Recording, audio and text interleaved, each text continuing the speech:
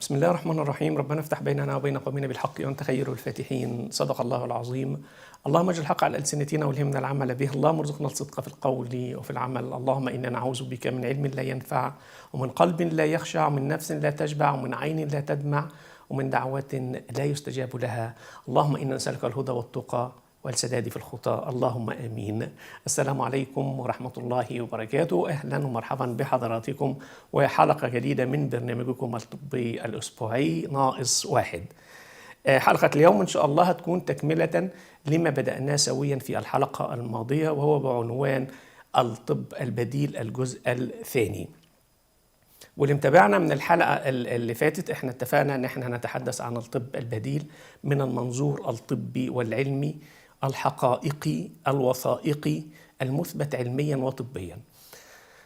وعرفنا مع بعض الحلقة الماضية تعريف الطب البديل، وأيضا عرفنا لماذا تم اللجوء إلى الطب البديل، وأيضا عرفنا علاقته مع الطب الغربي، وأيضا عرفنا من يحق له التداوي أو العمل بالطب البديل، من يحق له العمل بالطب البديل. والنقطة دي بالذات يعني أثارت جدل كثير بعد الحلقة الماضية، ومن قبل الحلقة الماضية أثارت جدلا كثيرا إن أنت هتحتكر الأعشاب والحجامة على الأطباء، أنت هتحتكر العلاج بالحجامة اللي هي سنة الرسول عليه الصلاة والسلام على الأطباء. أنا لا أحتكر شيء ولا أتحدث بلسان الأطباء أو نيابة عنهم، ولا أتحدث نيابة عن أحد، ولكني أتحدث بالعقل البشري الذي فضل الله به سبحانه وتعالى الإنسان عن سائر الكائنات. عقلا قبل كل شيء، من يحق له العلاج، من يحق له التعامل مع الخلية البشرية، من يحق له أن يتعامل مع الجسد البشري.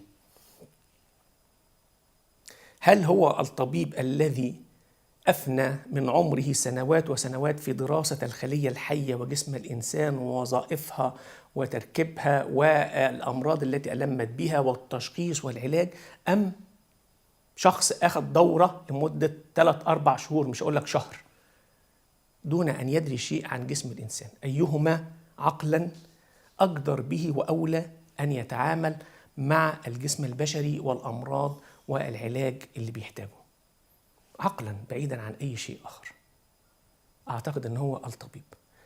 بالنسبة للحجامة والكثير اللي تلسن واتكلم وانت بتحتكر الحجامة والحجامة سنة والمفروض ما تتكلمش بالطريقة ديت، والمفروض أن أي حد يعمل حجامة، لا مش صح، مش صح أبدا، وإن كانت سنة عن الحبيب المصطفى صلى الله عليه وعلى آله وصحبه وسلم كما تقولون.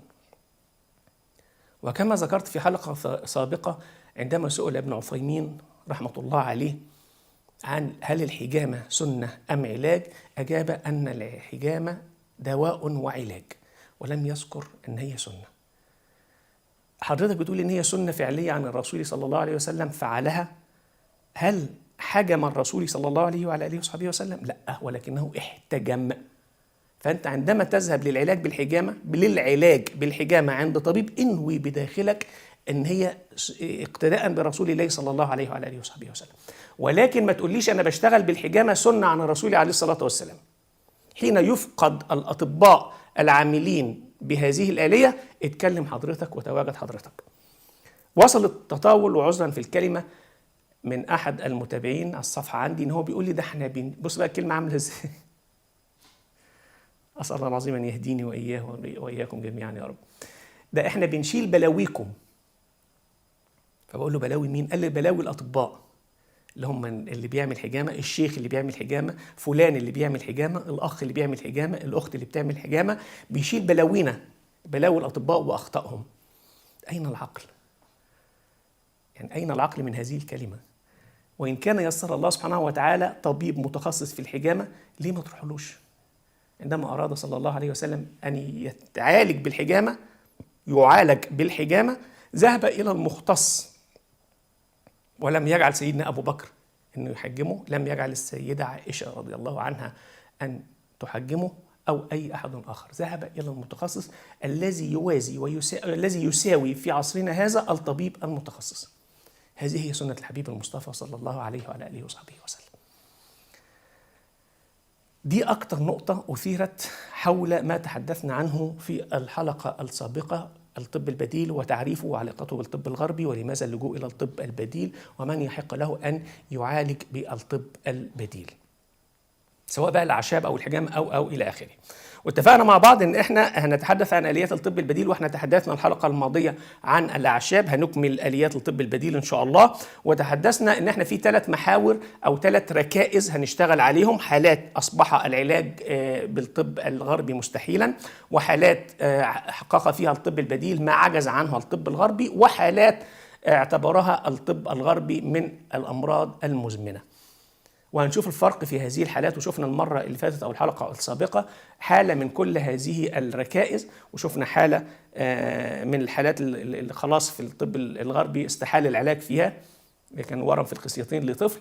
وشفنا حالة أيضا من الحالات اللي عجز فيها الطب الغربي عن العلاج، كانت مدام كاميليا من الدنمارك، وعالجت بنتها من حساسية الصدر أو الربو، وعالجت البنت الثانية من نزيف الدورة الشهرية وآلامها.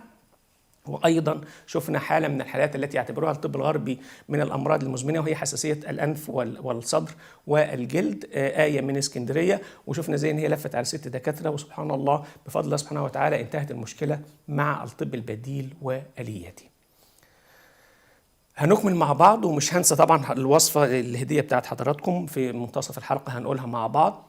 هنقول الكوليسترول والدهون الثلاثية النهاردة إن شاء الله، مهمة جدا جدا. تحدثنا من آليات الطب البديل الأعشاب، ذكر في سياق حديث مدام كاميليا اللي هي من الدنمارك وبتعالج بنتها من حساسية الصدر الربو الشعبي، ومن البنت الأخرى من نزيف الدورة الشهرية وألمها. تحدثت عن أن احنا استخدمنا الإبر الصينية والأعشاب، والحالة الحمد لله رب العالمين انتهت المشكلة سواء هنا أو هنا. الإبر الصينية أو الأكيوبانكشر لها باع طويل، وتعتبر هي من أساسيات الطب البديل أو الالترناتيف ميديسين، وهي من أساسيات الطب الصيني التراديشنال تشاينيز ميديسين، الطب الصيني التقليدي. وزي ما وضحت لحضراتكم من الطب البديل كوليكشن أو مجموعة أو خليط مزيج من الطب التقليدي لمختلف البلاد ومختلف الجنسيات على مختلف العصور السابقة.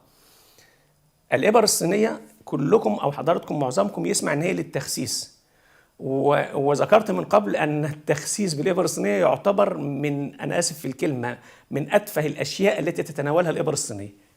يعني من الحاجات البسيطة جدا جدا اللي محققة نجاح جامد جدا في الإبر الصينية. أما المجال للعلاج بالإبر الصينية واسع جدا، يشمل تقريبا كل الأمراض التي تلم بالجسد البشري، منها المزمن ومنها الحاد. العلاج بالإبر الصينية من العلاجات الصعبة جدا، ومن العلاجات التي تحقق نجاح باهر بمعنى الكلمة، ومن العلاجات اللي نقدر نقول من الناحية الاقتصادية تكلفتها بسيطة جدا. وده السبب أو ال3 أسباب دول، أو خلينا في السببين، إن هي من الحاجات الدقيقة جدا واللي تحتاج إلى طبيب بمعنى الكلمة، وإن هي اقتصاديا تكلفتها قليلة. السببين دول اللي خلى تجار البشر يبتعدوا عنها. ما تلاقيش حد يقول لك أنا هعالج بالإبر الصينية. ليه؟ لأن زي ما بقول لحضرتك مش هتدر عليه الدخل اللي هو عايزه، لا ده أنا هتاجر بكريم عظام وأقول إن هو بيعالج كل مشاكل العظام، لا ده أنا هتاجر بإن أنا هعمل نفسي بخسس، وإن أنا معايا دكتوراه في التخسيس من معرفش منين، وبجيب ممثلة فاشلة وذهبت عنها الأضواء وتعمل سيشن كده جلسة، وكل اللي قدامها دول خسوا، وكل اللي قدامها دول واخدين 200-300 جنيه وابتدوا يتكلموا والكلام ده، وليس لها أي علاقة خالص، وما بتجيبش سيرة الإبر الصينية لأنها لا تعلم عنها شيء، وأنها لن تدر عليها الدخل اللي هو بيجي لها ده، وغيرها وغيرها وغيرها إلى آخره. الإبر الصينية والأكيوبانكشر من التخصصات الدقيقة جدا في الطب البديل، والأبحاث اللي اتعملت على الإبر الصينية يعجب لها البشر بمعنى الكلمة. وكان كتير قال لك إن الإبر الصينية دي وهم، ولكن كيف أوهم حضرتك إن أنا مخدرك وافتح بطنك واعمل عملية جراحية؟ يعني بنخدر بالإبر الصينية ونشتغل عمليه جراحيه وحضرتك في كامل الوعي ومش حاسس بالالم او بالام العمليه الجراحيه اللي احنا شغالين فيها. هل يستطيع الوهم ان يصل بالانسان الى هذه الدرجه؟ لا اعتقد ذلك. فالابر الصينيه طب له نتائجه الرائعه وله تخصصه الدقيق جدا بمعنى الكلمه. والتخسيس في الابر الصينيه يعتبر من اصغر او من اقل الحاجات اللي احنا ممكن نستخدم فيها الابر الصينيه. الابر الصينيه بتستخدم في حاجات كتيره جدا جدا لا يتسع المجال لذكرها الان. اما بالنسبه للتخسيس بالذات، لان حضراتكم بتسمعوا كتير جدا التخسيس بالابر الصينيه، بيقلل الشهيه، يصغر حجم المعده، redistribution of fat cells او اعاده توزيع للدهون على مستوى الجسم الثاني اللي هي بتساوي تنسيق القوام، رفع معدل الحرق او البيزل ميتابوليك ريت. ده اللي بتعمله الابر الصينيه ببساطه جدا. والنتيجه سبحان الله بتظهر من تاني يوم، سواء للشهيه او قله الاكل بتاعك او احساسك بان في انت صاهد في صهد، يعني حران شويه، لان البيزل ميتابوليك ريت بيخلي درجه الحراره عاليه سنه، مش مرضيه عذرا، ولكن تعتبر داخليه، اللي هو البيزل ميتابوليك ريت أو التمثيل الغذائي الداخلي للجسم. الإبر الصينية بتحتاج موال كبير جدا وبتحتاج شرح كتير جدا، وأنا أتذكر إن أنا وعدت حضراتكم إن إحنا هنجيبها ونركبها وإحنا قاعدين ونشوفها ونشوف شكلها عامل إزاي وبتتركب، ونشوف الأمراض اللي بتتناولها الإبر الصينية. وزي ما بقول لحضراتكم تجار البشر بعاد عنها شوية، لأن هي من الحاجات التي لا تدر دخلا عليهم ولا يعلمون عنها شيء، وبالتالي ابتعدوا عنها تماما. اتكلمنا كده على الأعشاب واتكلمنا على الإبر الصينية، وهم من ركائز آليات الطب البديل ومن أهم آليات الطب البديل. خلينا ندخل للحالات اللي احنا بنستعرضها مع بعض، وخلينا نشوف أول ركيزة من الركائز اللي احنا بنتحدث عنها. 3 ركائز. الحالات أصبح العلاج بالطب الغربي فيها مستحيلا، وحالات حقق فيها الطب البديل ما عجز عنه الطب الغربي، وحالات شخصت أو اعتبرت في الطب الغربي من الأمراض المزمنة. خلينا أشوف أول ركيزة كده، وهي الحالات التي أصبح العلاج بالطب الغربي فيها مستحيلا. خلينا نسمع الحالة دي مع بعض ونرجع تاني نناقشها من الناحية الطبية، وهنستخلص منها مع بعض آلية من آليات الطب البديل. الأخت أم حبيبة، السلام عليكم. السلام ورحمة الله وبركاته. ازي حضرتك يا دكتور؟ أهلا بحضرتك يا أم حبيبة، أهلا وسهلا. يا دكتور، الواحد مش عارف يشكر حضرتك ازاي بصراحة. أنا كنت تعبانة قوي قوي، كان عندي اللي هو عرق النسا ده والغضروف، كان الفقرات في ظهري من أول الناحية اليمين لحد صباع رجلي تحت كان تنميل وكان وجع. وكنت جاية لحضرتك، يعني شكر ربنا ولحضرتك يا دكتور. أنا كنت جاية متنية. تمام. حضرتك عملت لي الحجامه وانا متنيه كده نصين. ورحت لدكتور العظام ورحت لدكتور المخ والاعصاب، وكانوا الاثنين كانوا مصممين ان انا اعمل العمليه. فانا صممت ان انا اجي لحضرتك. يعني هنا بقولوا لي طب احنا هنوديك عشان نبقى خلصنا ضميرنا من ربنا، اخواتي وجوزي. تمام. قالوا لي احنا هنوديك للدكتور عشان ما نبقوش يعني في اي مسؤوليه علينا قدام ربنا اللي انت عايزاه، عشان لو جرت لك حاجه في العمليات ما نبقوش احنا مسؤولين بيكي. قلت لهم لا، انا متابعاه بقالي سنين طويله، بس عايزه اروح له. وجيت لحضرتك والشكر لله والحمد لله، يعني وفضل ربنا ولحضرتك الحمد لله. بعد ما عملت الحجامه انا وقفت على رجلي، حتى اختي جت لي البيت وبقتش مصدقه، بتقول لي سبحان الله انت وقفتي. الحمد لله. بعد ما كانوا بيدخلوني الحمام والليل الطويل ده وانا قاعده عيني ما بتشوفش النوم. والدكتور قال لك لو ما دخلتش عمليه هيحصل حاله شلل. والحمد لله انا عملت الحجامه وجيت لحضرتك، عملت 3 مرات وعملت الحجامه التنشيطيه الاخيره. وكان فيها شويه الم وخفاف، راحوا الحمد لله والشكر ربنا ولحضرتك. الحمد لله يا رب كده يبارك في حضرتك ويزيد في علمك، يزيدك من علم الله كده. ربنا يحفظك يا ام حبيبه. الواحد يعني عاجز على الشكر ان هو يشكر حضرتك والله. ربنا يبارك في عمرك يا رب، واسال الله العظيم يتم الشفاء عليك يا رب. الله يبارك لك كده ويجعله في ميزان حسناتك كده، ويجعل كده علمك كده ينفع كده الناس كده دايما يا رب. اللهم امين يا رب. ويبارك في حضرتك يا رب. الواحد مش عارف صراحه ربنا يقول لك ايه. لا دعوه بسيطه بس جميله كده من حضرتك، ربنا يبارك في عمرك يا رب. والله الله يبارك لك، الله يبارك لك. بصراحه الواحد بيدعي لك، يعني من قبل ما ادخل اساسا، من قبل ما اجي لك كنت بشوف حالات ياما انت جايبها، ولما يعني كنت بدعي كده لربنا كده ان ربنا فعلا يستجاب لي، وقعت في الحاجه دي قلت مش هروح الا لحضرتك. ربنا يجعلنا سبب دائما يا رب، ربنا يجعلنا ورب السبب دائما. يجعلك سبب كده، ويجعل كده علمك كده في ميزان حسناتك كده يا رب. يا رب كده ربنا يبارك يعني ام حبيبه الحمد لله الالم راح تماما الحمد لله رب العالمين. الحمد لله راح الحمد لله بامر الله. بنتحرك وبنشوف حياتنا عادي وبندخل مطبخنا وكل حاجه. وبشوف حياتي وبعمل شغل بيتي وحتى يعني انا نفضت بيتي في العيد، ما كنتش بنفضه. طب الحمد لله.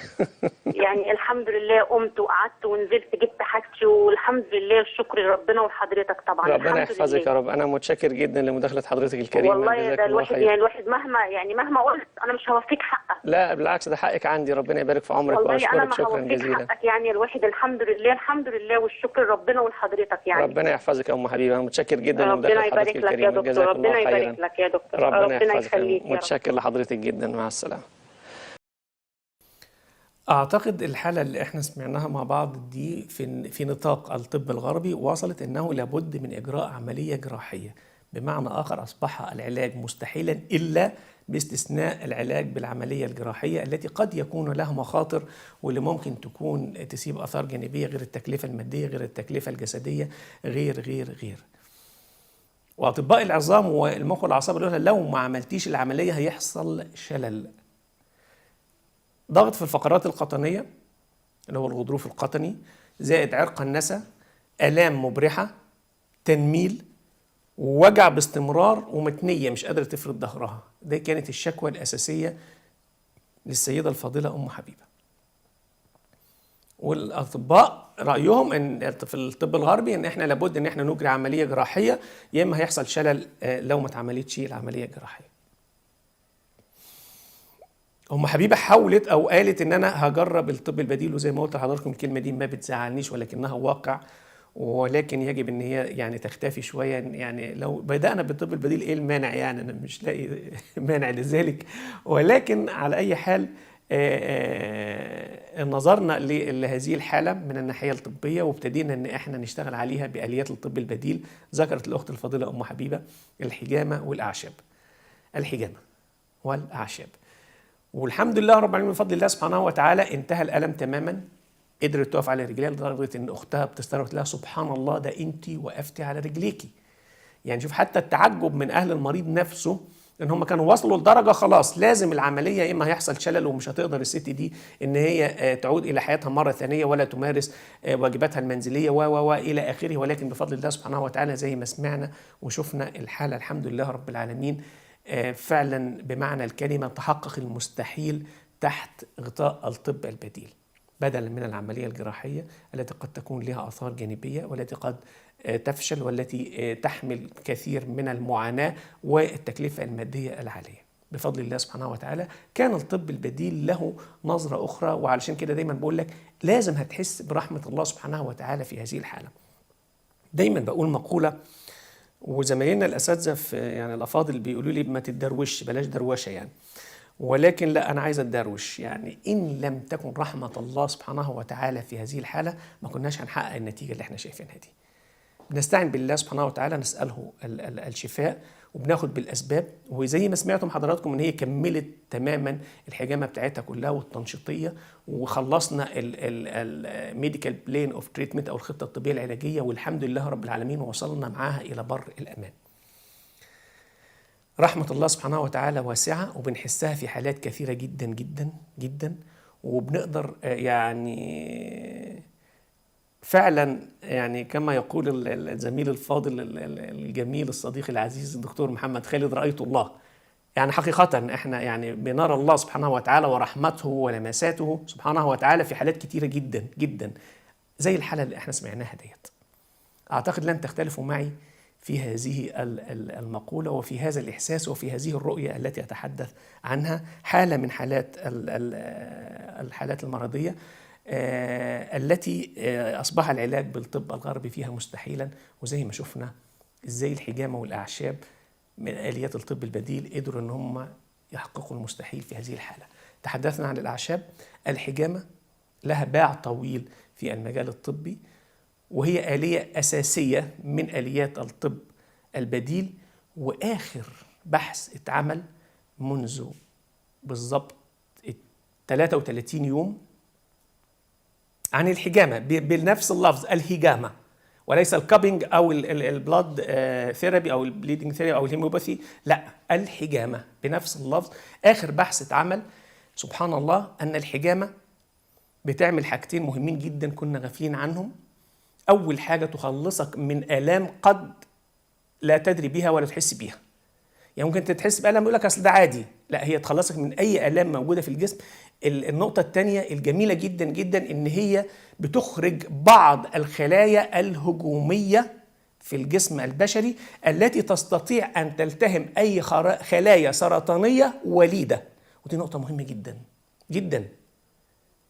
تنتج خلايا هجومية في الجهاز المناعي تستطيع أن تلتهم أي خلايا سرطانية وليدة والعياذ بالله، وبالتالي بمعنى الكلمة وقاية من السرطان. أسأل الله سبحانه وتعالى أن يعافي الجميع وأن يمتعنا جميعا بالصحة والعافية. دي آخر بحث اتعمل من 33 يوم بالضبط. دي الحجامة. هل الحجامة بهذا المنطوق وبهذا المنظر وبهذا التعامل وبهذا التعاطي تكون عشوائية؟ تكون من غير طبيب؟ تكون من غير شخص فاهم يعني ايه خلية حية ويعني ايه مواضع معينة ويعني ايه تشريط معين ويعني ايه طريقة تشريط معينة؟ لا أعتقد. لازم يكون طبيب متخصص في هذا المجال.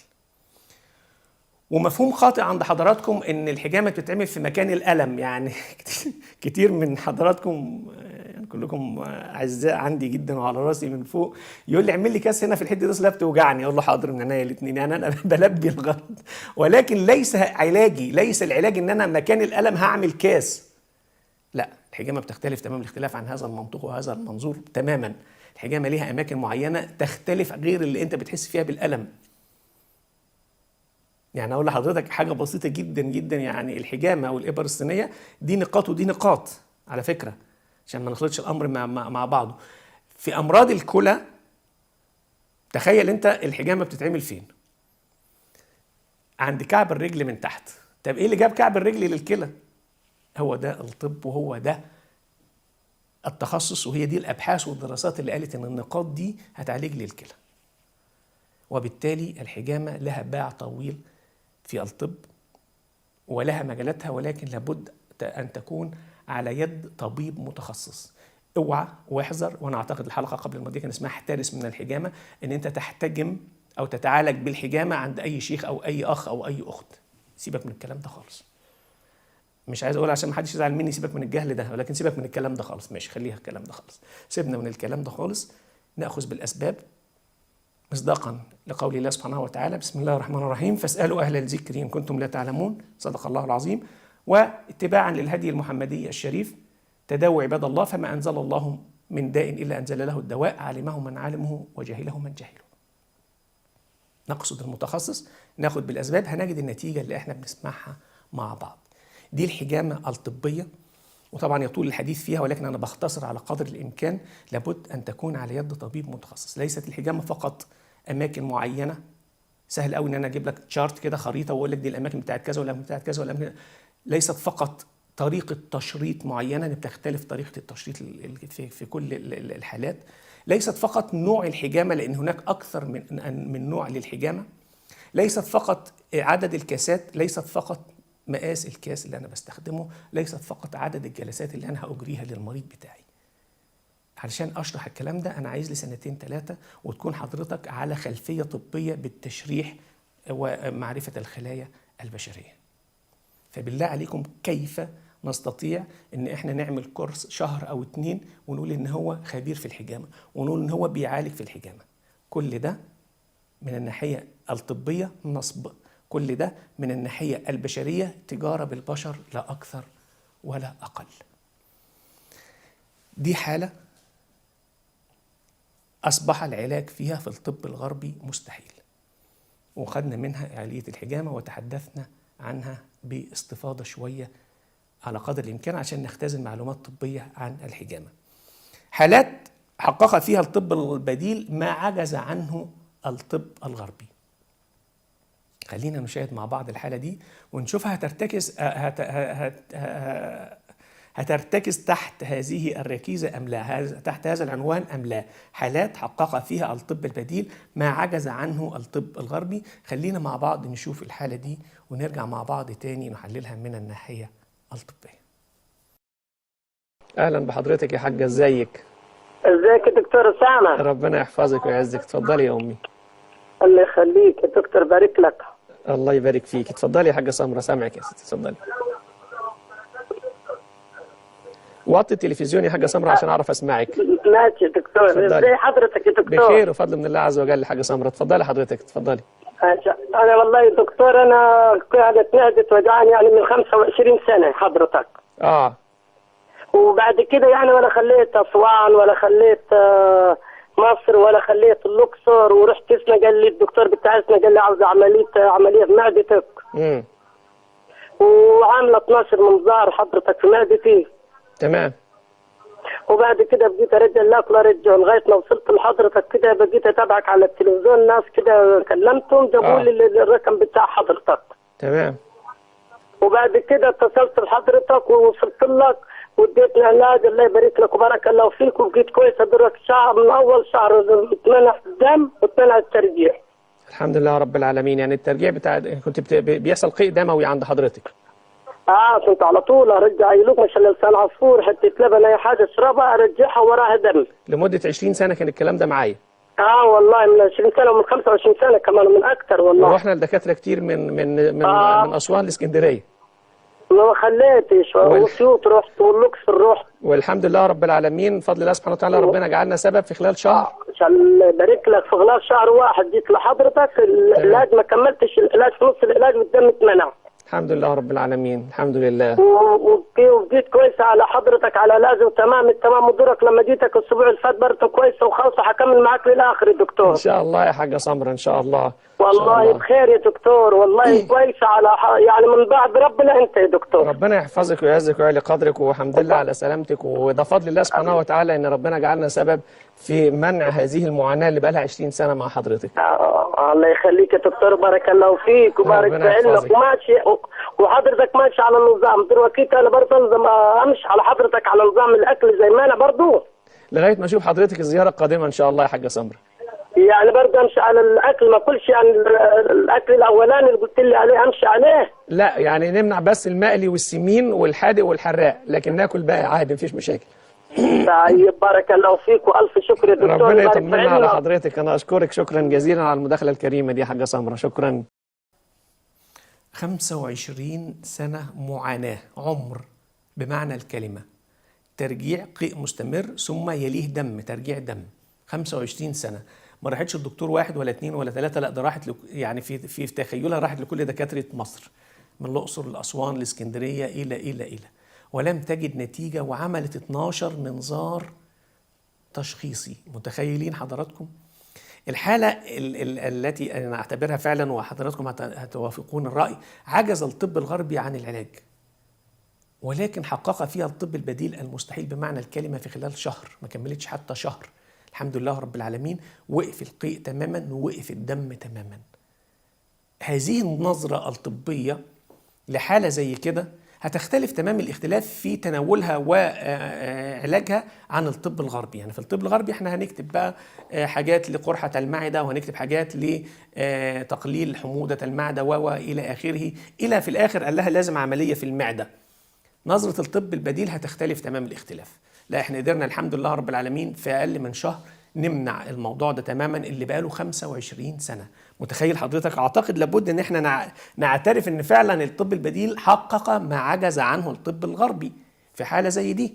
25 سنة من القيء يليه قيء دموي، 25 سنة لم يحقق فيها الطب الغربي شيء رغم ال 12 منظار وقسوة المنظار وآلامه، ولكن 12 منظار اتعملوا والحمد لله رب العالمين بدون منظار، بدون جراحة، بدون أدوية، بفضل الله سبحانه وتعالى قدرنا ان احنا نوقف هذا القيء المستمر وهذا القيء الدموي المستمر اللي كان بقاله 25 سنة. حالة من الحالات التي تندرج تحت ركيزة حالات حقق فيها الطب البديل ما عجز عنه الطب الغربي.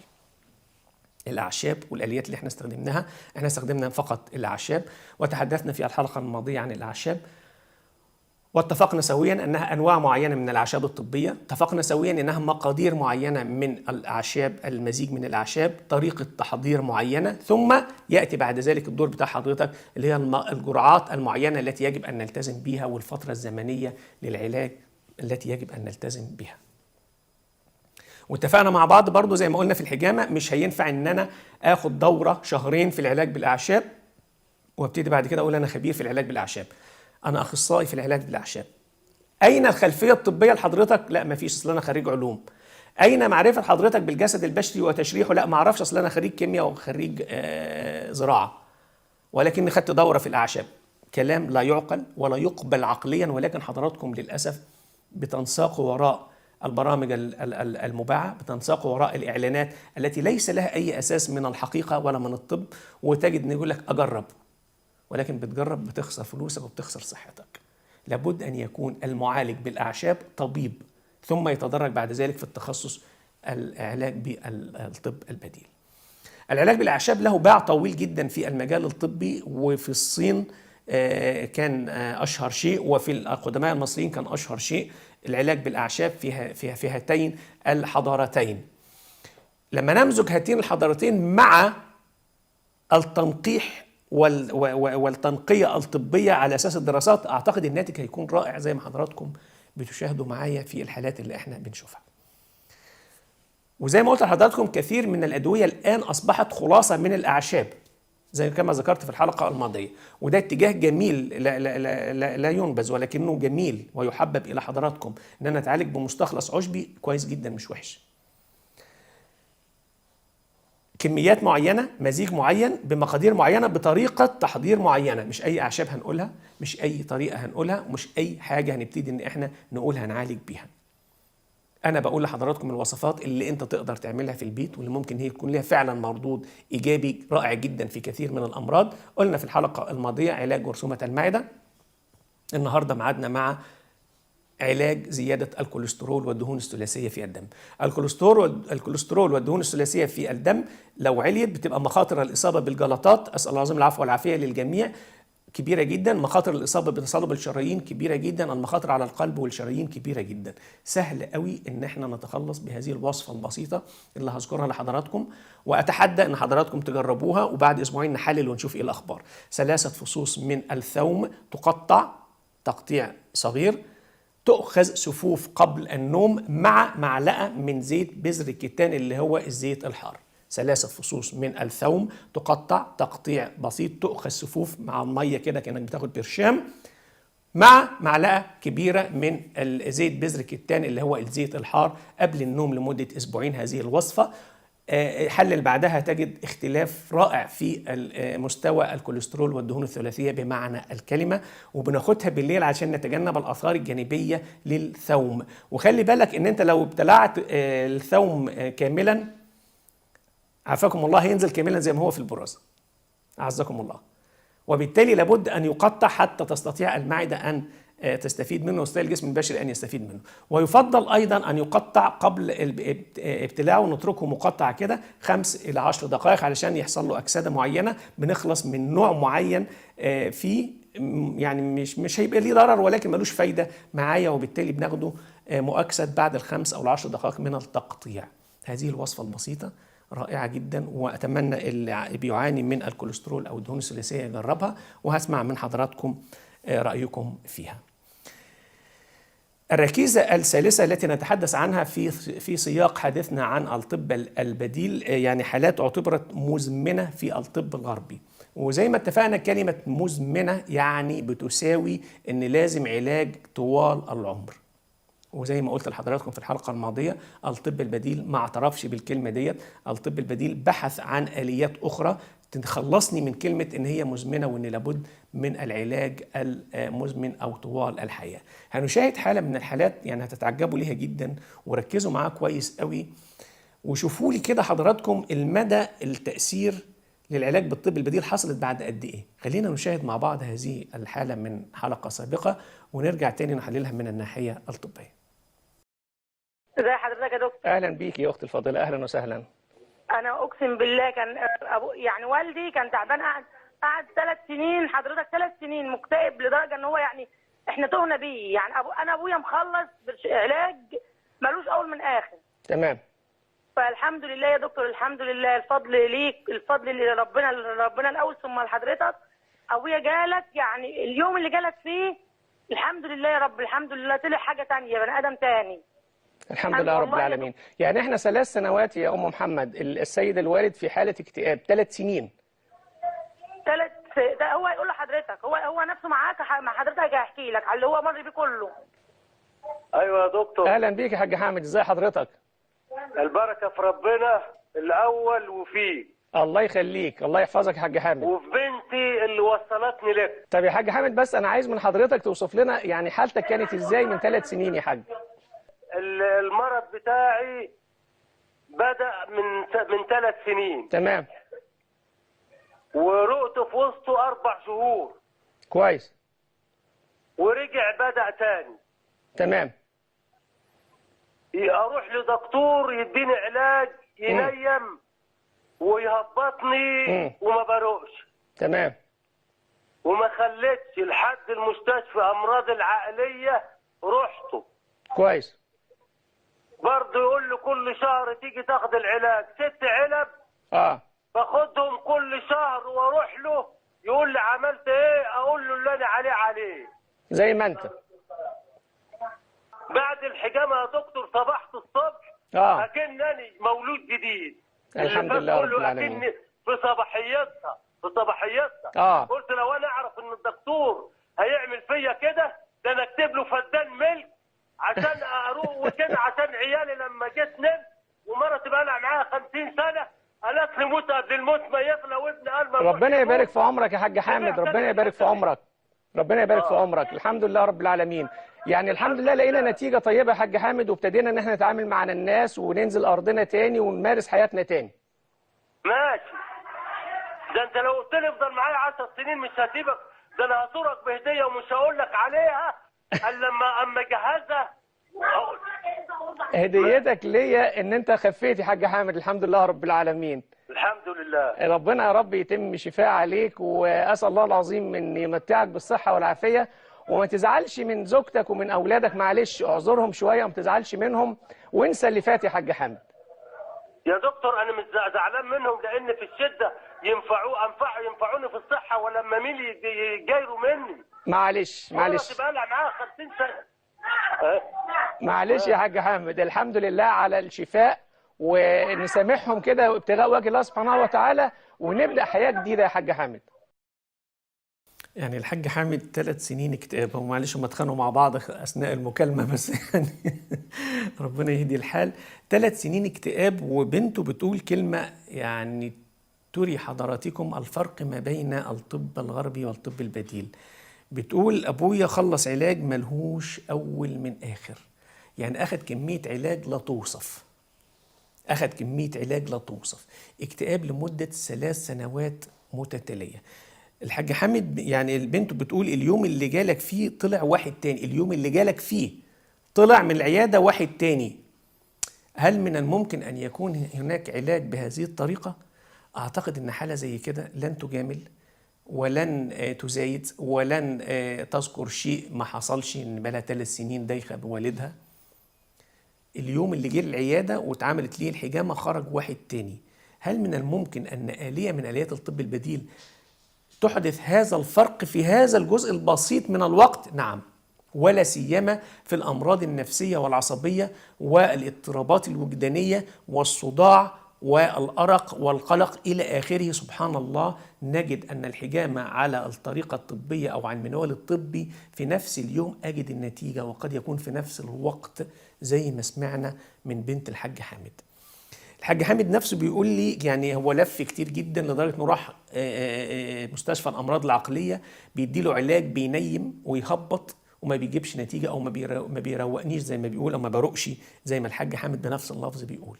علاج بينيم ويهبطني وما بروقش، واروح للدكتور تاني ايه الاخبار، يقول له الحال على ما هو عليه، يقول له كرر العلاج تاني. طب وبعدين هذه الدائره المفرغه التي ليس لها اخر وليس لها عذرا في الكلمه فائده، يعني انا باخد علاج ملوش اول من اخر ومفيش فايده، وبيهبط وبينيم ومفيش استجابه طبيه، وبالتالي كانت النتيجة الحمد لله رب العالمين. هو بيقول بنفس اللفظ ده: بعد الحجامة صبحت الصبح كأني مولود جديد، إنسان تاني خالص، إنسان تاني خالص.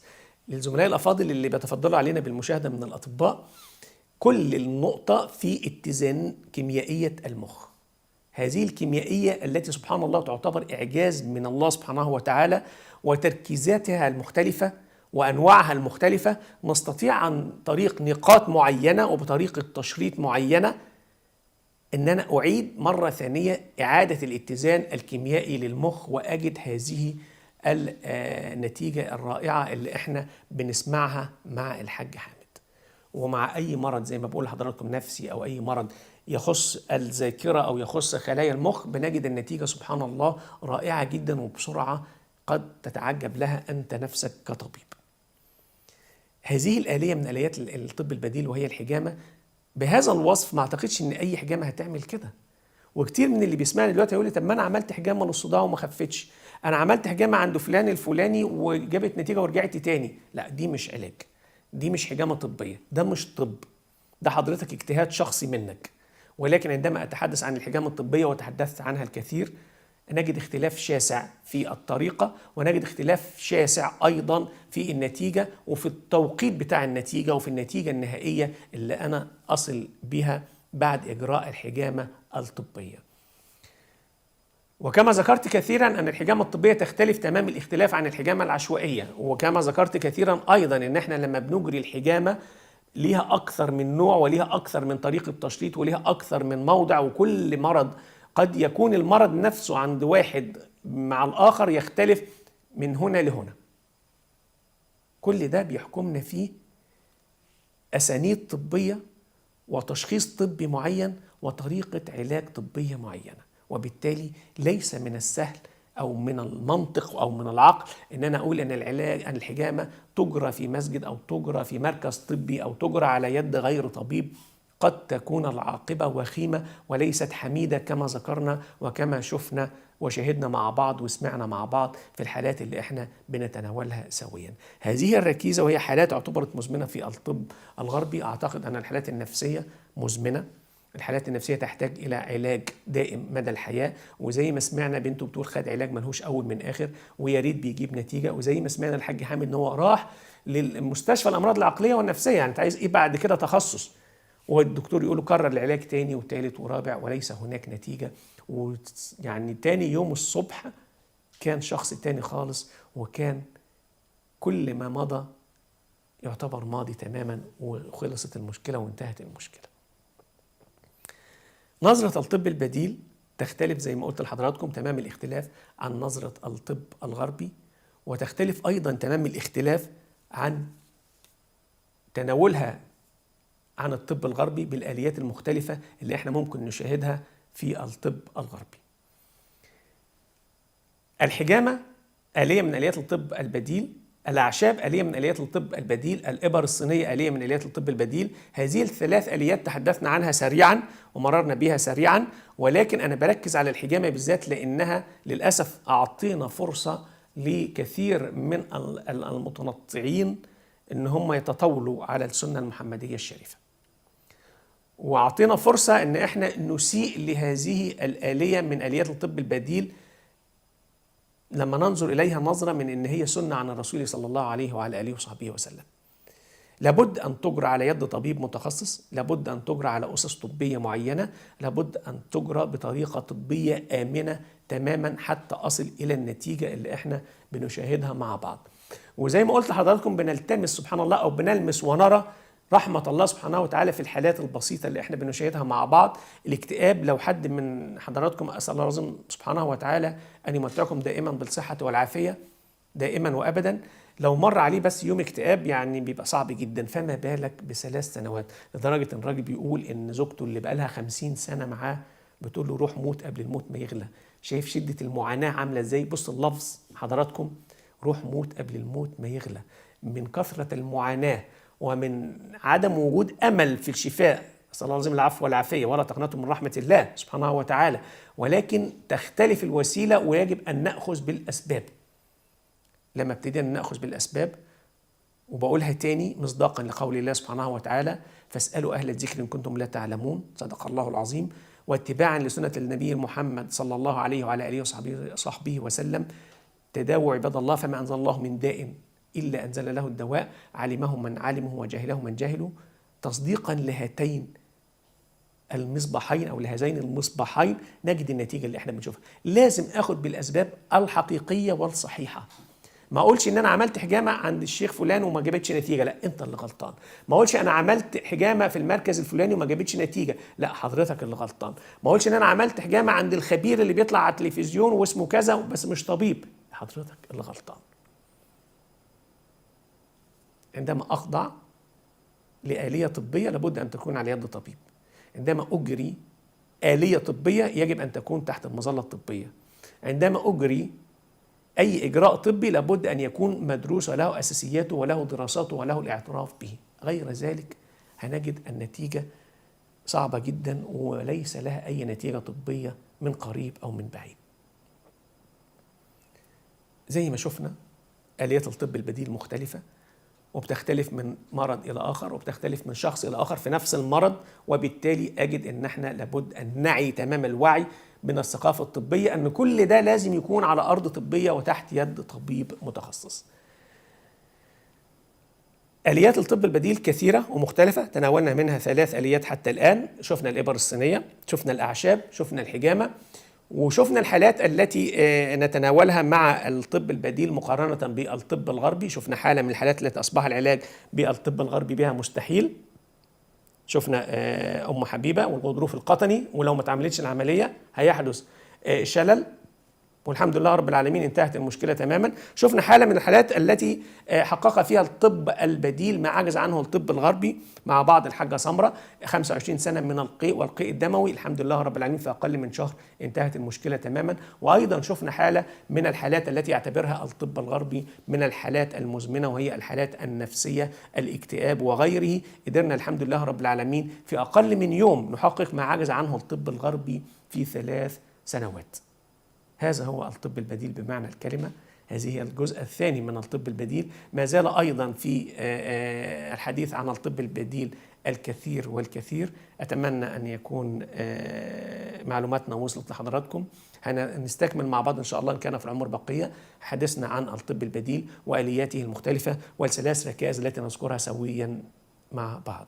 سعدت جدا بلقائي مع حضراتكم، إلى أن ألقاكم في حلقة قادمة بمشيئة الله تعالى. أسألكم الدعاء واستودعكم الله الذي لا تضيع ودائعه، والسلام عليكم ورحمة الله وبركاته.